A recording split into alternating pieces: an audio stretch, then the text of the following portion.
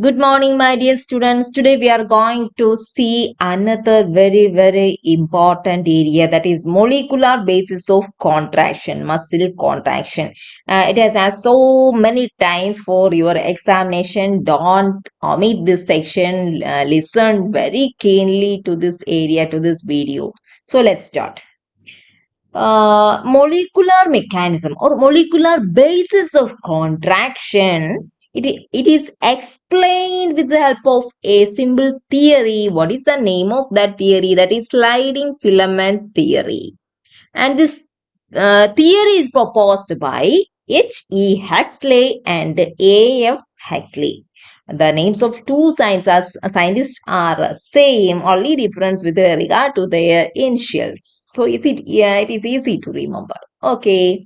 So let's go and understand what is this sliding filament theory, how it explains the molecular basis method mechanism of muscle contraction. Let's see. So this is the picture of a sarcomere. Sarcomere. We already have learned about sarcomere in the myofibril. This type of so many sarcomere arranged one after the another, and by the contraction of the sarcomere bring about the complete contraction of entire muscle that we have learned. We know we have learned it from our last video sections. So this is sarcomere. And in this sarcomere, we can see actin filaments, myosin, and the one sarcomere is bordered by two Z lines. All these things we can see. Now, I'm just going to show you that simple mechanism, simple process of that sliding of this myofilaments. Let's see. So in this way, they slide past each other without undergoing physical shortening of any of these filaments.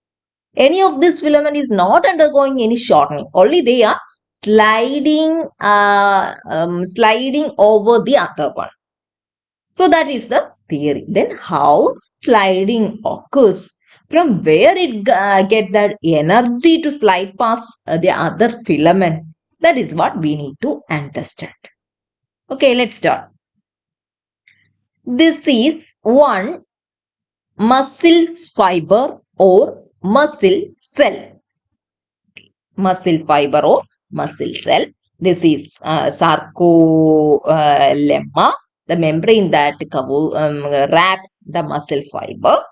And in the last class, we have learned that how that action potential is reaching this muscle fiber. And inside the muscle fiber, we know what is present. Myofibrils. Each one are myofibrils. And these each muscle fibril, not myofibril, muscle fibril.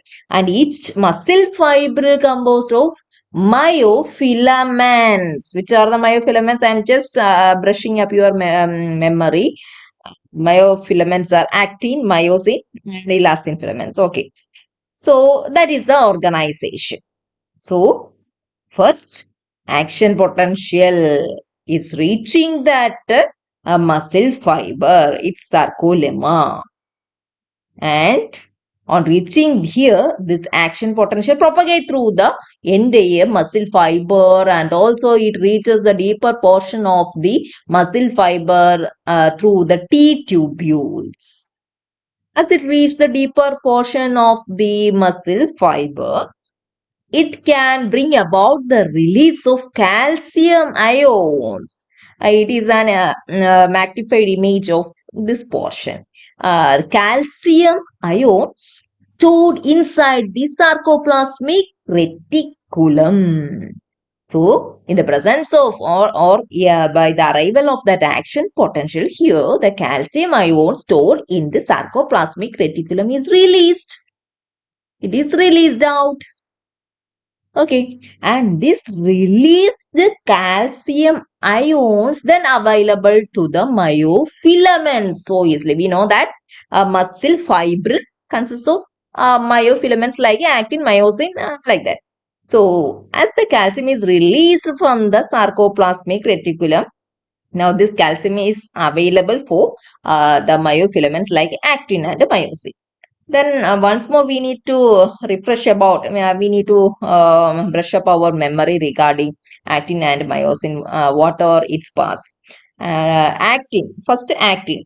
Actin, we have learned that two actin filaments coiled each other. Then regulatory proteins, troponin, tropomyosin is there. Okay. And next about this myosin. Myosin have a head and tail. And one peculiarity of this myosin is that it has ATPase activity. ATP hydrolyzing activity is there for myosin head.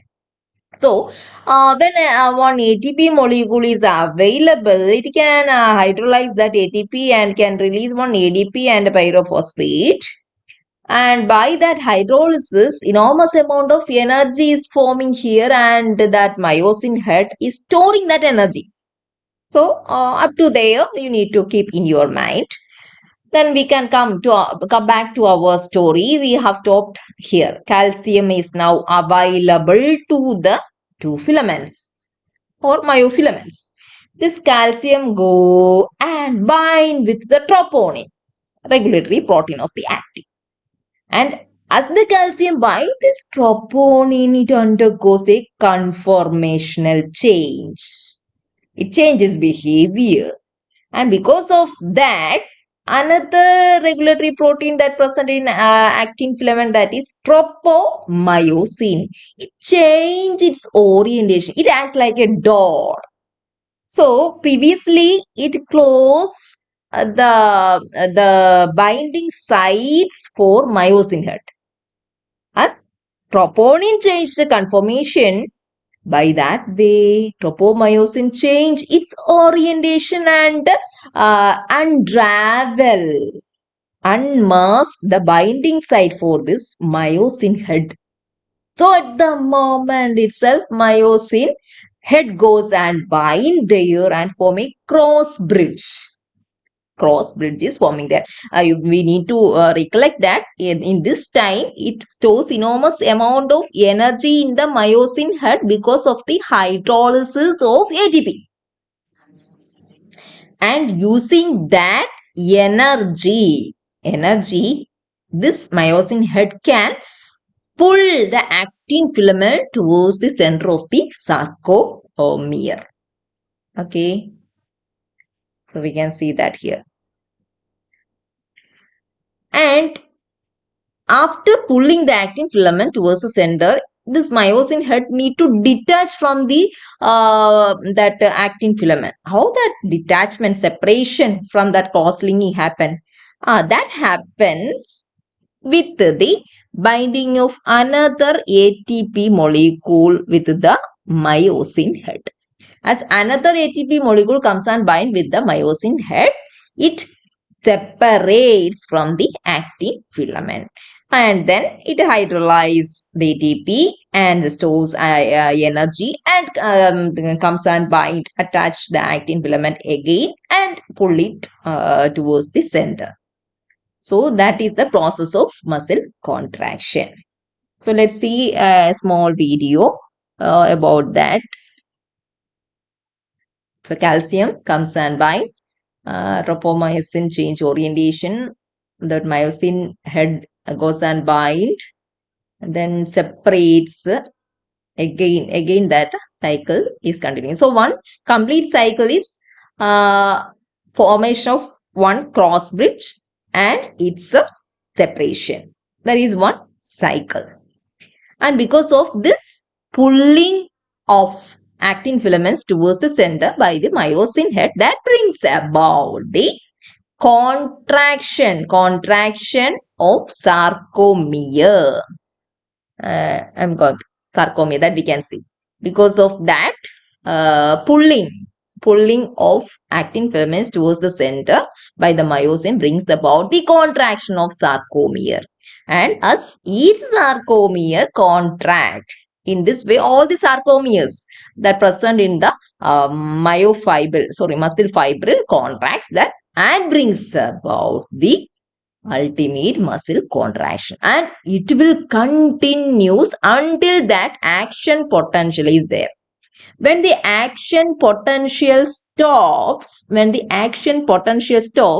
the calcium ions that was bind with the troponin, it release from there. When the action potential stop, it release from here, and it is again pumped back.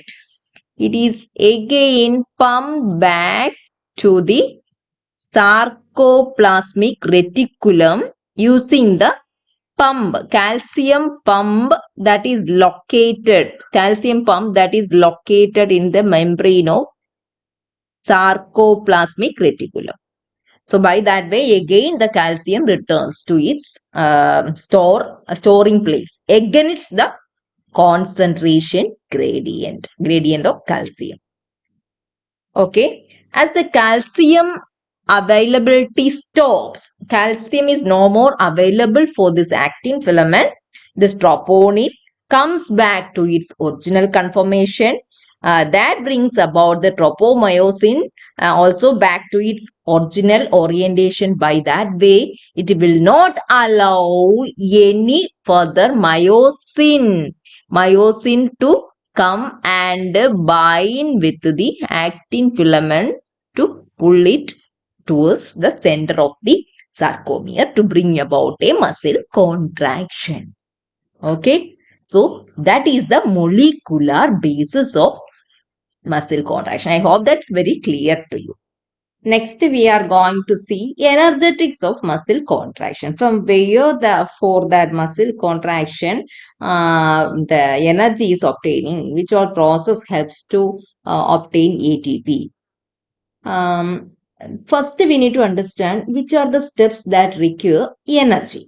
Two steps during the muscle contraction requires energy. First one, as we have learned the entire process of muscle contraction, we know that a cycle of ATP hydrolysis is occurring during the that sliding movement of actin and myosin.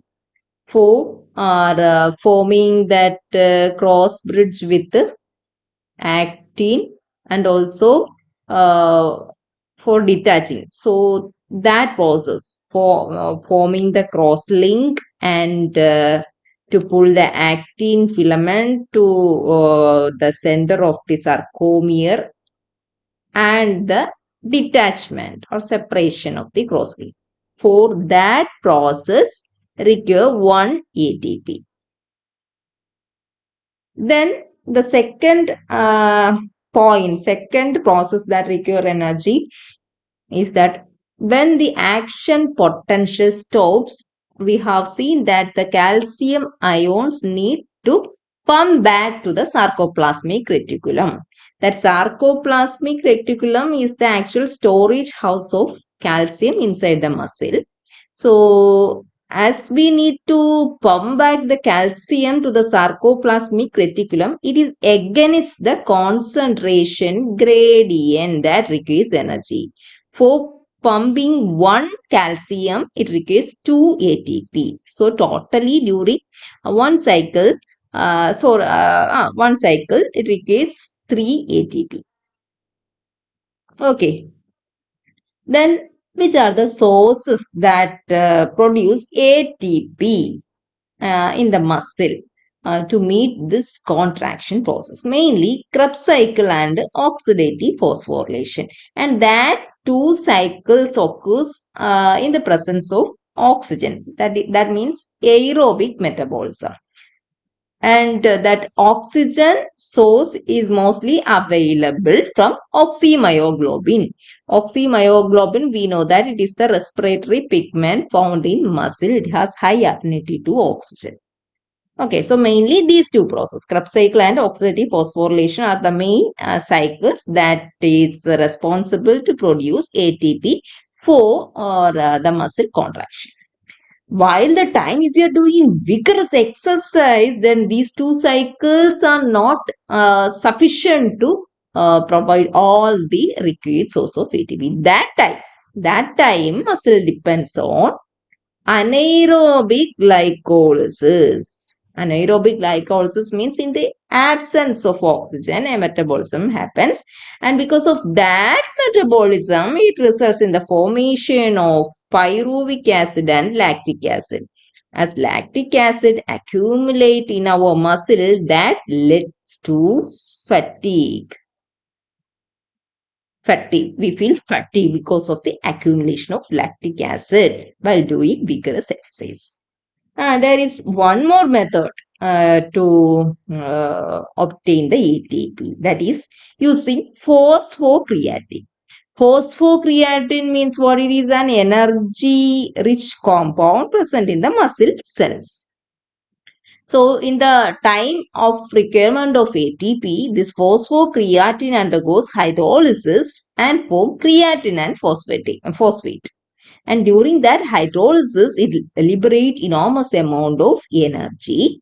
And using this energy, the ADP molecule that present in the myosin head, ADP and the pyrophosphate is forming there because of the hydrolysis of ATP during muscle contraction that we have already learned. So, using this energy, this ADP is again convert back to ATP.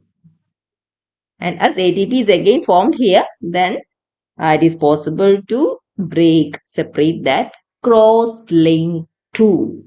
So, that is the energetics. So, this section also can answer a separate question. Anyway, the topic that we have learned today is very important in this muscle contraction chapter. I hope that the entire process is very much clear to you. And with this, we can wind up today's section. And in the next section, we will see about core cycle and all those things. Okay, thank you. I'm an icon, man. And my girl about a 10. I should fuck her in the Benz.